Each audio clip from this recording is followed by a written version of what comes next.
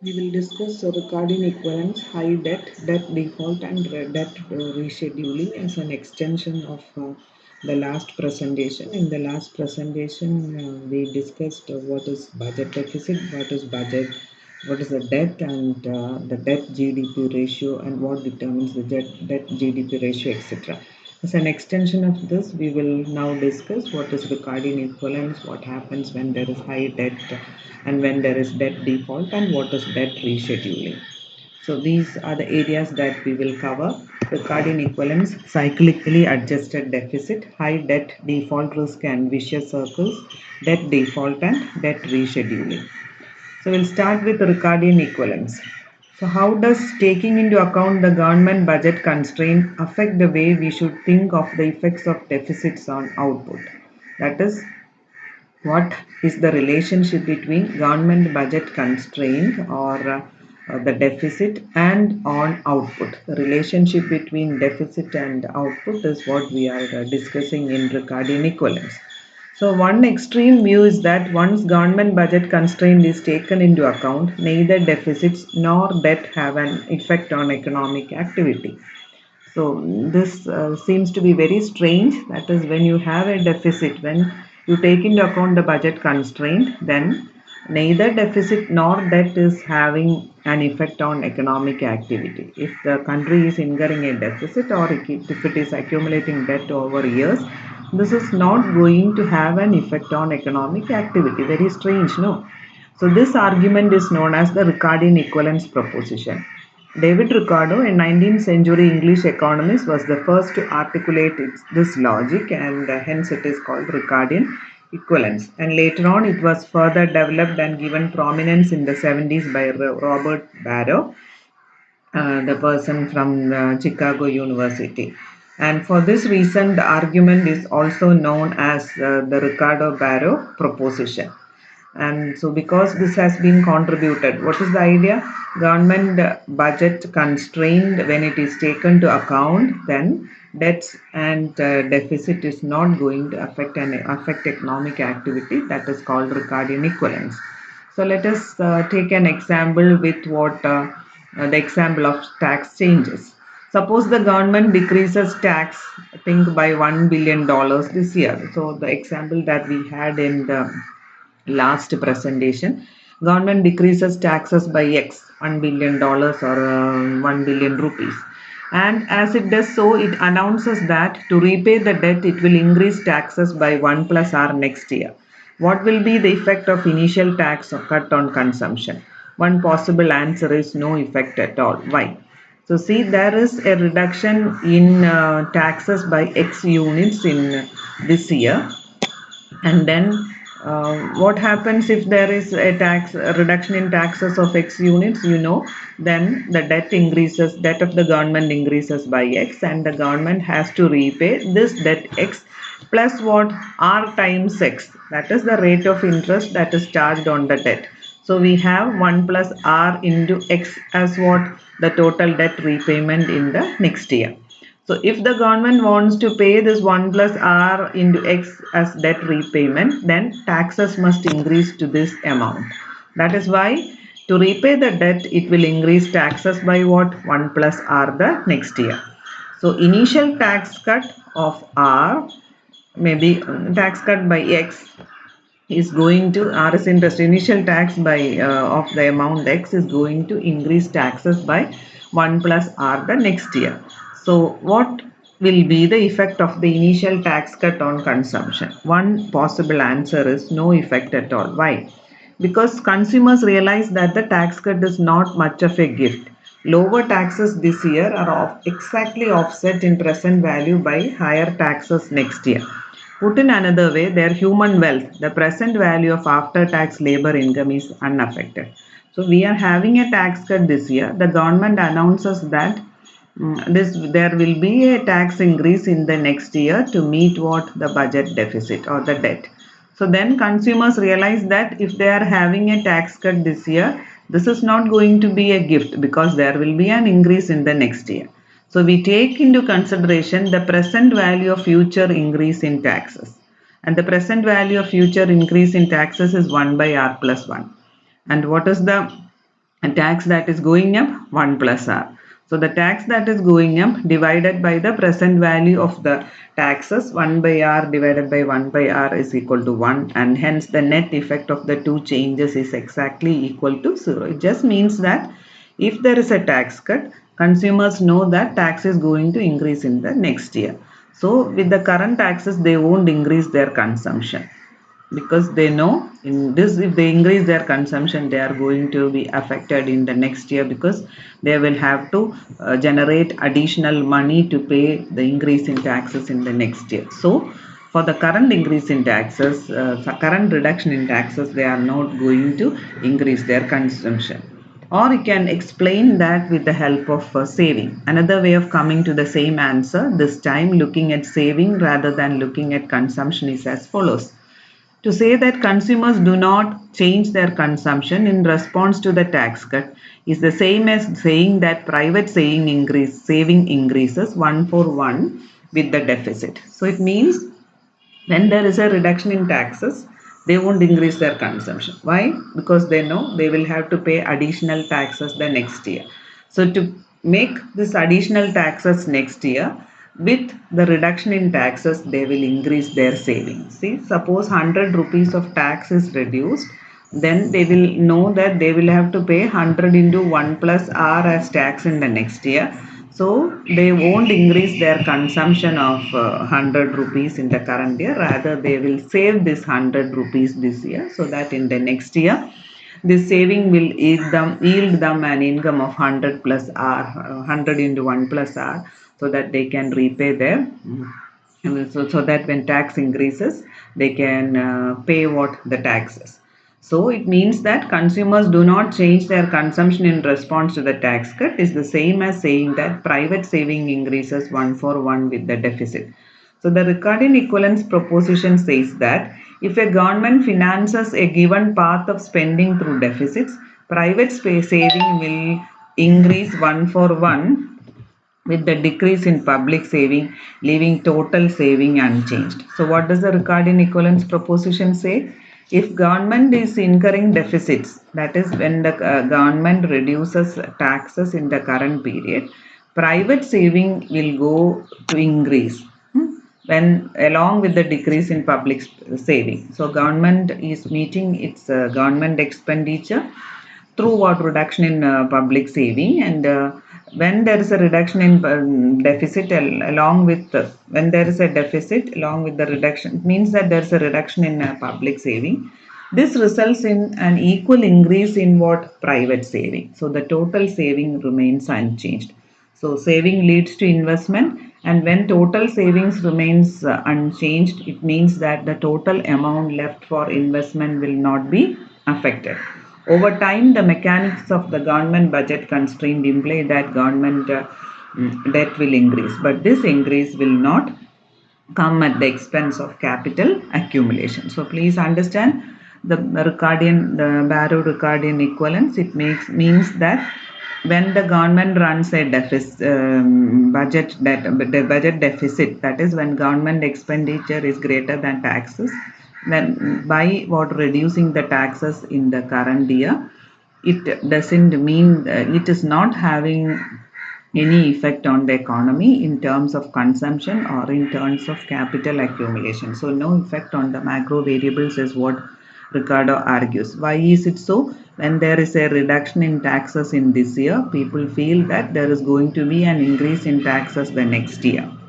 So they, instead of consuming the amount that they have benefited out of tax reduction, they will save the whole amount, so that this saving will give them an interest rate also, so that they will be able to pay what the taxes in the next period.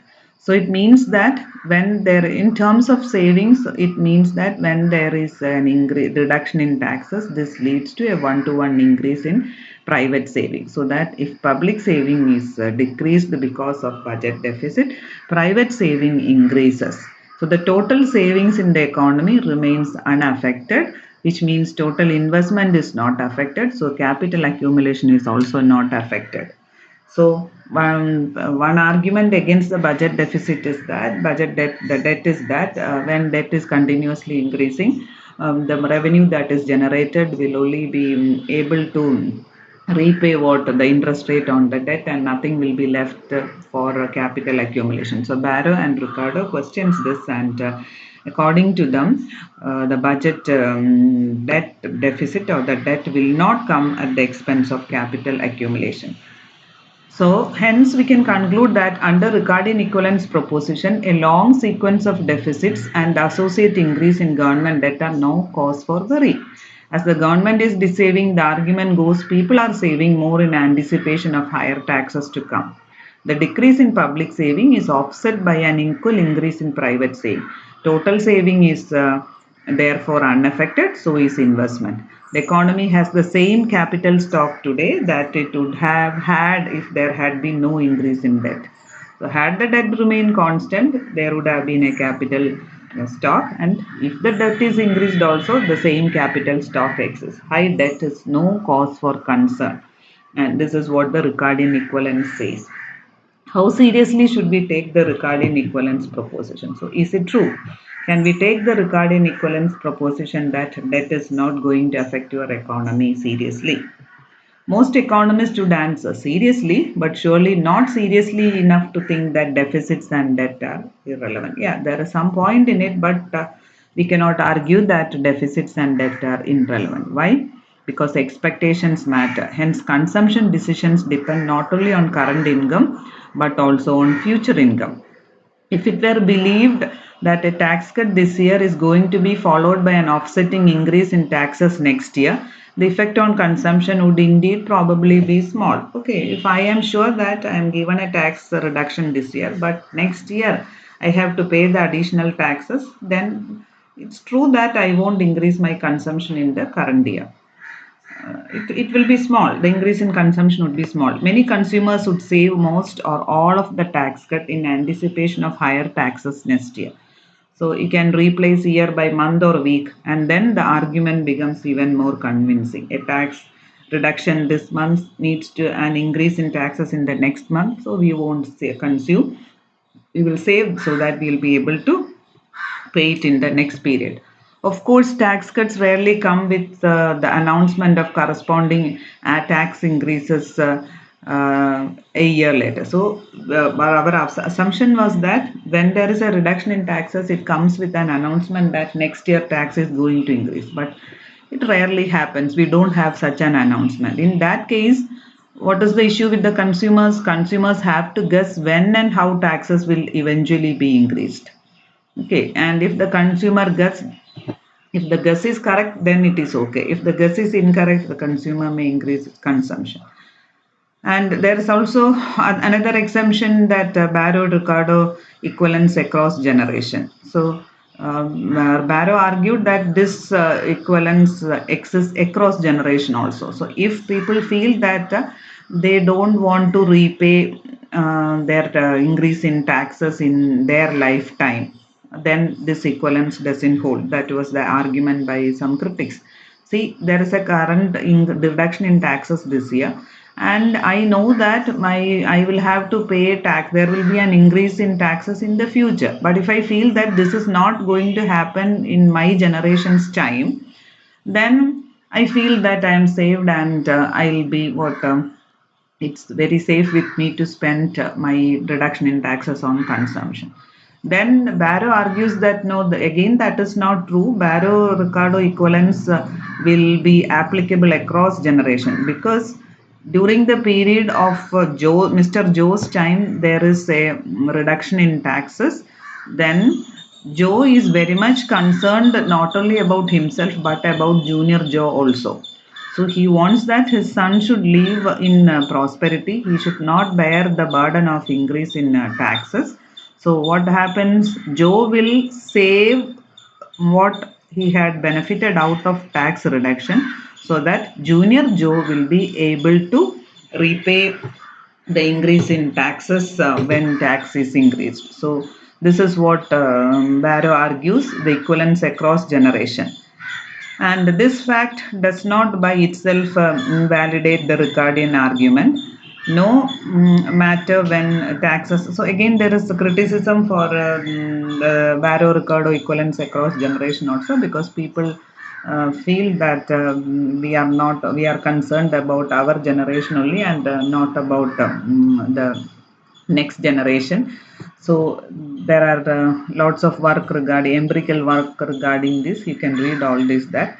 So to conclude, we can say that no matter when taxes will be increased, the government budget constraints still implies that the present value of future increases must always be equal to the decrease in taxes today. That's true. So when there is a reduction in taxes this year, then it means that there will be an increase in taxes in the future, maybe in this generation or the next generation. So it implies that the present value of future tax increases must always be equal to what decreases in taxes today.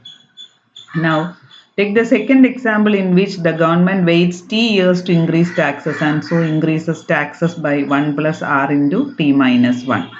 The present value in year 0 of this expected tax increase is. Now, suppose the government waits T years to increase taxes and so increases taxes by 1 plus R into T minus 1. The present value in year 0 will be equal to the tax increase is 1 plus R by T minus 1, and the present value of the future tax increase will be equal to 1 by 1 plus R into T minus 1. That's equal to 1, exactly equal to the original tax cut. So the change in human wealth from the tax cut is still zero. But insofar as future tax increases appear more distant and their timing more uncertain, consumers are in fact more likely to ignore them.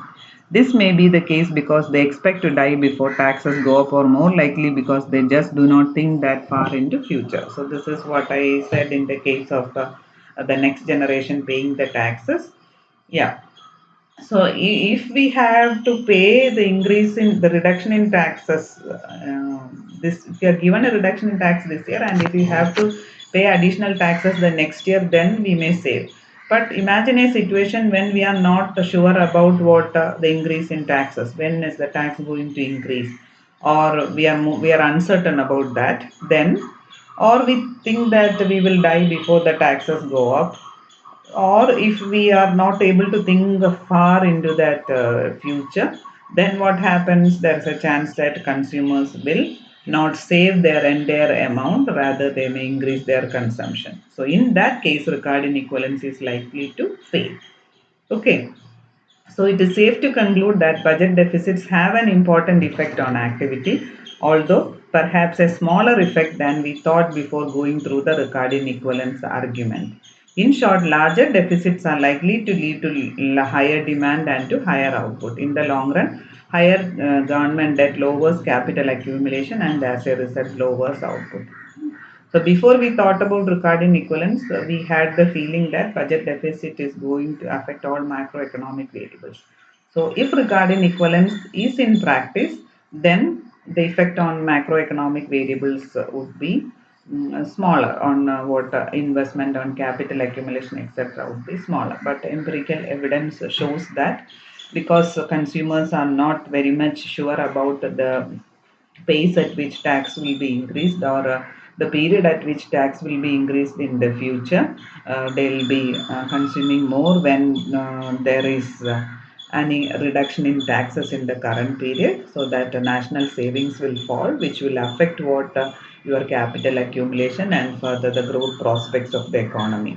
And hence larger deficits are likely to lead to higher demand, that is, higher consumption in the current period and higher output. So, in the long run, higher government debt lowers capital accumulation and as a result lowers output. And then now we will discuss deficits, output stabilization, and cyclically adjust deficit.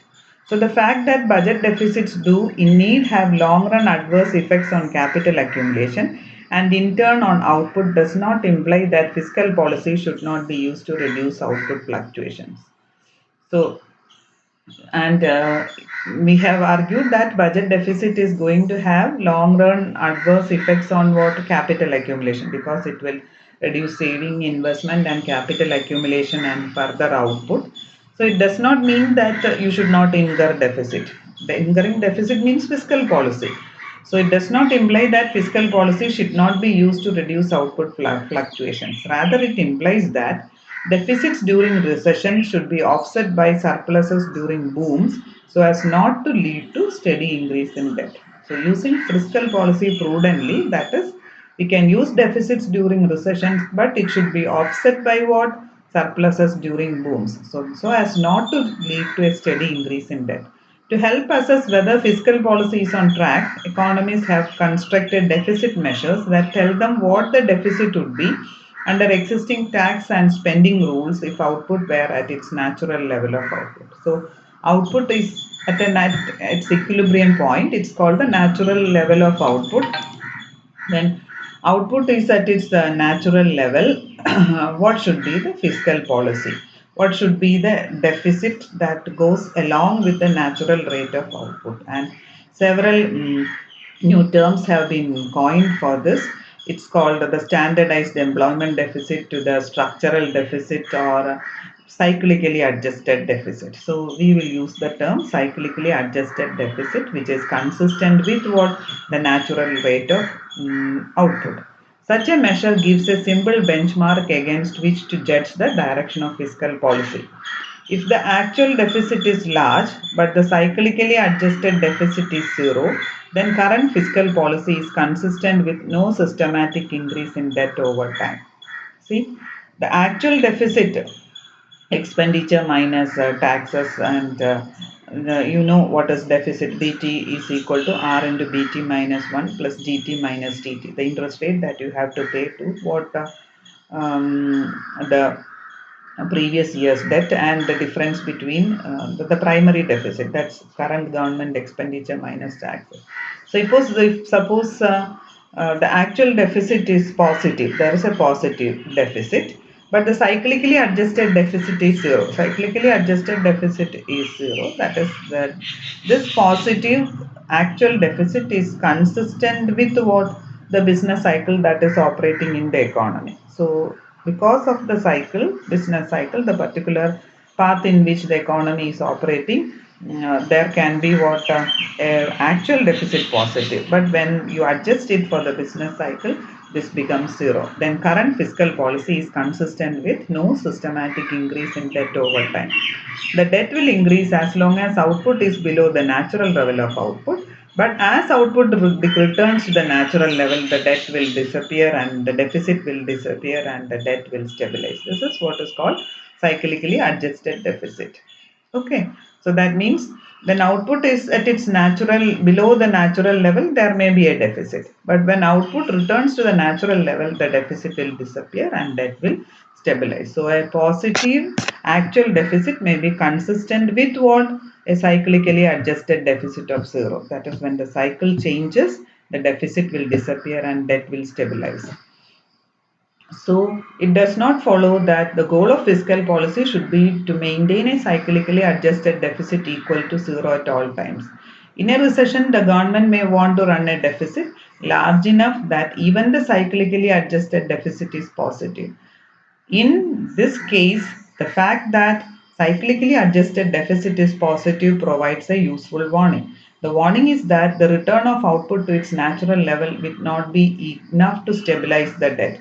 The government will have to make specific measures, from tax increases to cuts in spending, to decrease the deficit at some point in the future. So what we have argued is that even though actual deficit is positive, the cyclical deficit can be zero. So it doesn't mean that we should always try to keep cyclically adjusted deficit zero. During times of recession, the government will run a large deficit to promote the economy.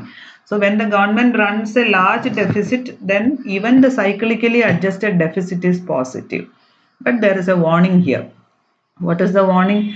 So when the output returns to its natural level, the debt may not stabilize. There should be concrete specific measures from the part of the government to keep the economy back at cyclically adjusted deficit is equal to zero. It requires specific measures. What are they?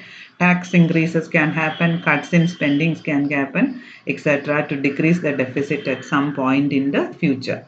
The theory Underlying the concept of cyclically adjusted deficit is simple. In practice, it has proven very tricky. To see why, we need to look at how measures of cyclically adjusted deficit are constructed. Construction requires two steps. The first step is straightforward. A reliable rule of thumb is that a 1% decrease in output leads automatically to an increase in the deficit of about 0.5 percentage of GDP. So this is the example. Suppose there is 1% decrease in GDP in output. That is, there is a recession of what 1%. And then when GDP falls, taxes are proportional to GDP, and so tax that is mobilized in the economy is falling, and so that expenditure minus taxes, the deficit is about 0.5 percentage of GDP. Expenditure normally stays is kept at the same level, and because output falls, taxes also falls. So 1% decrease in output leads automatically to an increase in the deficit of about 0.5 percentage of GDP. This increase occurs because more taxes are proportional to output, whereas most government spending does not depend on the level of output. See, taxes are proportional to output, but government spending does not depend on the level of output. That means a decrease in output, which leads to a decrease in revenues, and not much change in spending naturally leads to a larger deficit. So there is a decrease in output, which leads to a decrease in revenue, but spending G remains constant, so there is a larger deficit. So another example, it means when output is say 5% below its natural level, the deficit as a ratio to GDP will therefore be what 2.5% larger than would be if output were its natural level of output. That's clear. 1% reduction in output leads to 0.5 reduction. What is that? 0.5 percent increase in GDP. So it means 5% reduction in output means 2.5% increase is what your debt ratio or deficit ratio. This effect of activity on the deficit has been called as automatic stabilizer. Why? A recession naturally generates a deficit and therefore a fiscal expansion which partly counteracts the recession. So when there is a recession, output falls. When output falls, because taxes are proportional to output, taxes also falls. So G minus T, there is a reduction in T, but G remains what constant. So G minus T, there is a deficit that is naturally generated by the recession, and when there is a fiscal expansion, there is a multiplier effect on the economy which partially counteracts the recession, and hence it is called an automatic stabilizer. Automatically this stabilization process happens in an economy. That is easy, but the second step is more difficult in practice. The natural level of output is the output level that would be produced if the economy were operating at the natural rate of unemployment. Too low an estimate of the natural rate of unemployment will lead to too high an estimate of what the natural level of output, and therefore to too optimistic a measure of the cyclically adjusted deficit. And this explains in part what happened in Europe in the 1980s. Based on the assumption of an unchanged natural unemployment rate, the cyclically adjusted deficits of the 1980s did not look that bad. So we are looking into the deviation of output from its natural level. And this natural level of output is that level which is consistent with the natural rate of unemployment. So natural rate of unemployment is the long run equilibrium rate of unemployment. So if the estimate of natural rate of unemployment is less, then there will be what a high estimate of the natural level of unemployment output, and therefore if the estimation of the natural rate of unemployment is wrong, then there will be a wrong estimation of the natural level of output and what of cyclically adjusted deficit. And this is what happened in 1980s. See, if European unemployment had returned to its level of 70s, the associated increase in output would have been sufficient to re-establish budget balance in most countries. But it turned out much of the increase in unemployment reflected an increase in natural unemployment rate, and unemployment remained very high during the 1980s. As a result, the decade was characterized by high deficits and large increase in debt ratios in most countries. So when unemployment increased during the 1970s, it it was taken as what considered as a temporary increase in unemployment, and so people thought that this would return to the natural rate, but that never happened. Okay, and this wrong estimation led to what? The wrong calculation of the natural rate of output also, and hence the policies were so. And if the unemployment had returned to its natural rate of the 1970s, then the associated increase in output would have been sufficient to re-establish budget balances. But the increase in unemployment was what? Increase in the natural rate of unemployment itself, which is called the hysteresis hypothesis, and hence unemployment remained very high during the 1980s, and this was characterized by high deficits and large increases in what? Debt ratios in most countries. So higher unemployment, higher output gap, and then high debt in the economy. And what are the dangers of high debt? Suppose that for good or bad reasons, large deficits have led to a high debt ratio. So every year deficits are increasing, and this will result in high debt ratio. What should the government do then? Simply trying to stabilize the debt at this high level is unwise. The lesson from history is that high debt can lead to vicious cycles and make the content of fiscal policy extremely difficult. So let us look at this. So if every year the government is incurring deficit, the debt ratio is going to increase. And if debt ratio is increased, this has led to vicious cycles and makes the conduct of fiscal policy extremely difficult. High debt, debt default, and vicious cycle. So in the first part of the presentation, we had this equation. What is the equation? Bt by Yt minus Bt minus 1 by Yt minus 1. That is the change in debt ratio. Current debt ratio minus previous year's debt ratio. That is change in debt ratio is a function of R minus G, that is the rate of interest that is to be paid, minus the growth rate into what? The accumulated debt ratio, plus the primary deficit ratio in the current period. So debt ratio, change in debt ratio of a country is equal to the previous year's debt ratio multiplied by what? R minus G plus the current primary deficit ratio. Now take a country with a high debt ratio, say 100%. That means Bt minus 1 by Yt minus 1 is 100%. Okay. Suppose the real interest rate is 3% and the growth rate is 2%.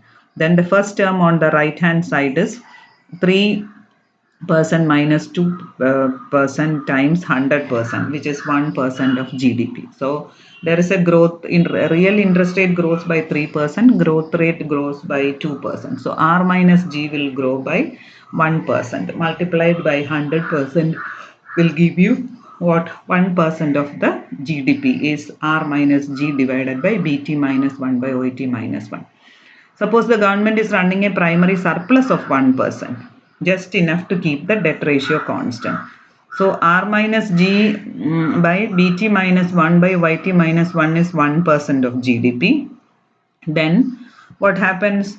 The government earns a surplus of 1%, so that to keep what? The debt ratio constant. That is why government gets a surplus, that is TT minus GT is positive, or we can say GT minus TT is what? Negative. So the right hand side of the equation equals government GT grows by 3%, taxes by 2%, so that what happens? 3% minus 2% times 100% plus what? 1% is equal to, sorry, R minus G by Bt minus 1 plus Yt minus 1 is 3 minus 2% times 100%, that is plus 1% of the GDP, plus GT minus TT by Yt is minus 1%. So the plus 1% and minus 1% gets what? Equal to 0. I hope you understood. The first part is generating 1% of GDP as debt, whereas in the second part, GT minus TT by Yt, you are earning a surplus. That is why GT minus TT is negative. Okay, that is tax is greater than government expenditure in that period, so that GT minus TT by YT is minus 1%. So the 1% deficit that is created in the economy is offset by 1% surplus generated, so that the budget that the change in the debt ratio, debt GDP ratio becomes zero in the current period. Okay. Now, suppose financial investors start to worry that the government may not be able to fully repay the debt. The investors feel that the government may not fully repay that debt. What do they do? So they feel that there will be a risk on of default on the debt. If the government is not going to pay what they have borrowed. So how does the government do the expenditure? It's borrowing from investors. So the financial investors worry that the government is not going to fully repay the debt. They will ask for higher interest rate to compensate for what they perceive as higher risk of default on debt. But this in turn makes it more difficult for the government to stabilize debt. So they will demand more interest rate, and suppose the interest rate increases from 3% to say 8%. So 3% to 8% means that R minus G becomes 8% minus 2% times 100%. That is 6% of the GDP is the interest that has to be paid on what the existing debt. So it becomes 6% of GDP becomes the existing debt. So if the first part of the equation, growth in debt has to remain constant. So growth in the debt, BT by YT minus BT minus 1 by YT minus 1, the change in the debt ratio, if that has to remain constant, then what happens? R minus G by BT minus 1 by YT minus 1 is 6%. So then the next part of the equation, GT minus TT, must become minus 6%.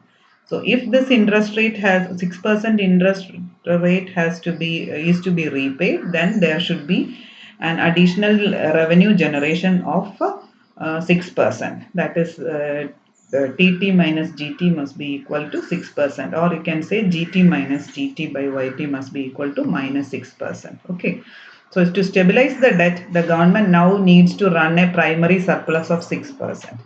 The right hand side of the equation is then equal to 8% minus 2% into 100, that is minus 6, plus what? Minus 6, that is the primary surplus of 6%, so that the debt is stabilized. Suppose that in response to increase in interest rate, the government in need takes measures to increase the primary surplus. So if the surplus has to be increased by 6%, it means that taxes, the revenue that is mobilized from taxes must be greater than government expenditure.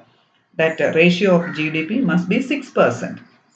TT by YT minus GT by YT must be equal to 6%. How does this happen?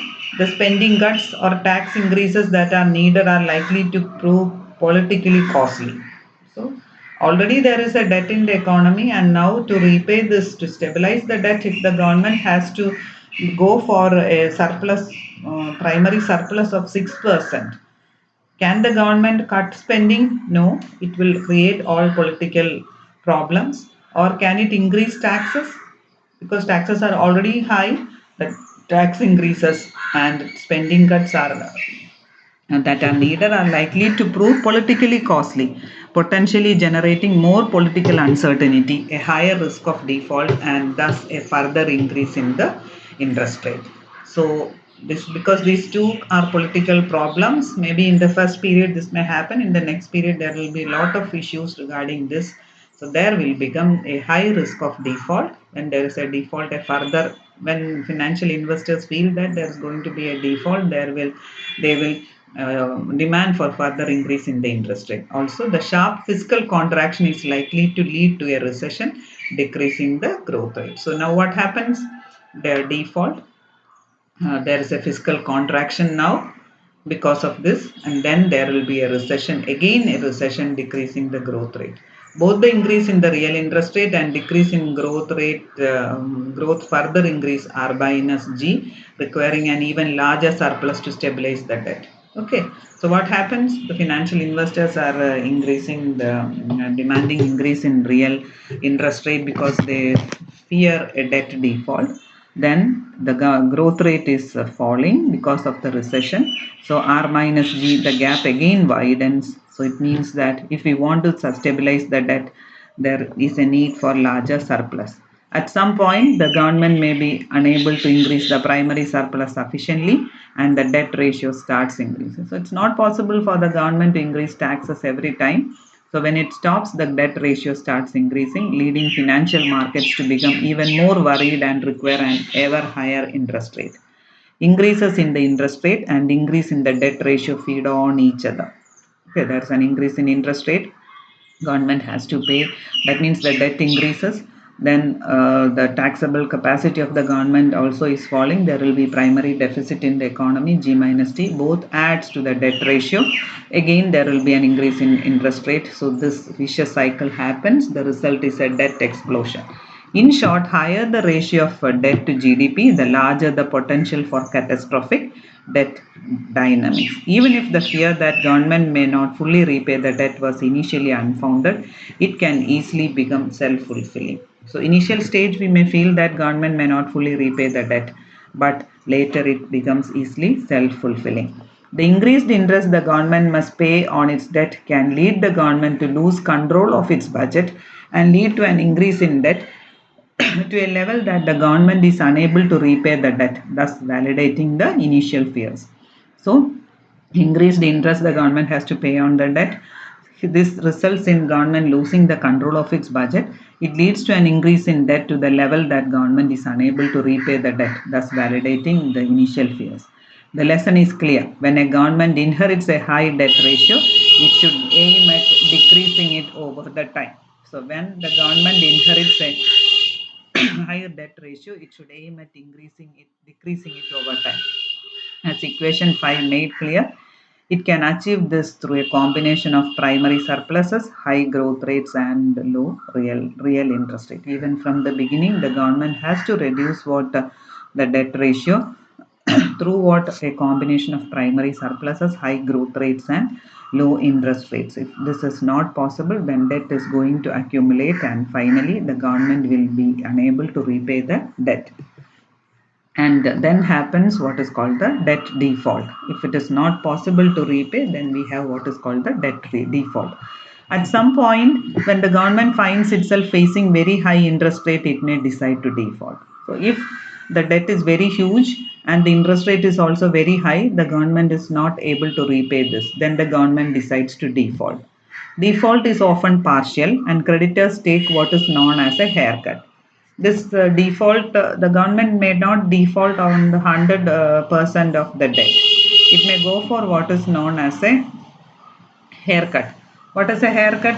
A haircut of 30%, for example, means that creditors receive only 70% of what they owed. Okay.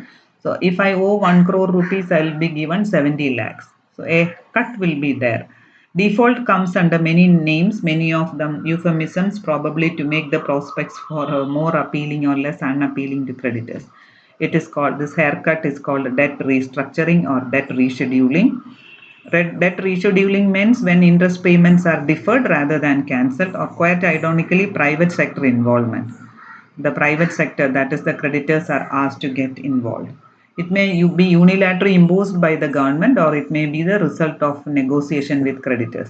Creditors, knowing that they will not be fully repaid in any case, may prefer to work out a deal with the government. So, if the government is in the risk of default, normally the creditors know they will not be fully repaid, so they may prefer to work with a deal. Greece is indeed involved in negotiations with its creditors with haircuts around 50%. When debt is very high, default would seem like an appealing solution. Having a lower level of debt after default reduces the size of the required fiscal consolidation and thus makes it more credible. So, suppose default is announced, then what happens? The debt decreases. So, something is written off. Some part of the debt is written off because of this haircut. Then, having a lower level of debt after the default reduces the size of the fiscal consolidation and thus makes it more credible. So now the government can operate through fiscal consolidation. It lowers required taxes, potentially allowing for higher growth, because the government need not repay in this debt or may not pay the interest rate on the debt, or if it is the interest is postponed to a next period, it means that there is no need for increasing taxes, so potentially allowing for higher growth, but default comes with very high costs. If debt is held, for example, by pension funds, what happens? The retirees may suffer very much from the default. So if the people who are people pay their pension, right, if the debt is held, if the government debt is held from the pension funds, and if the government defaults on this, then the retirees may suffer very much from the default. If it is held by banks, then what happens? If it's a bank that have lended to the government, then the banks may go bankrupt with major adverse effect on the economy. If debt is instead held by mostly foreigners, then the country's reputation may be lost, and it may be very difficult for the government to borrow abroad for a long time. So that default is always at a cost. If it's from pension funds, the retirees may suffer. If it is from banks, the banks may go bankrupt. If you have debt from foreign countries, and if you are not able to repay, then the country's reputation may be lost, and it may be very difficult for the government to borrow abroad for a long time. So in general, and rightly so, governments are very reluctant to default on their debt. Okay, thank you.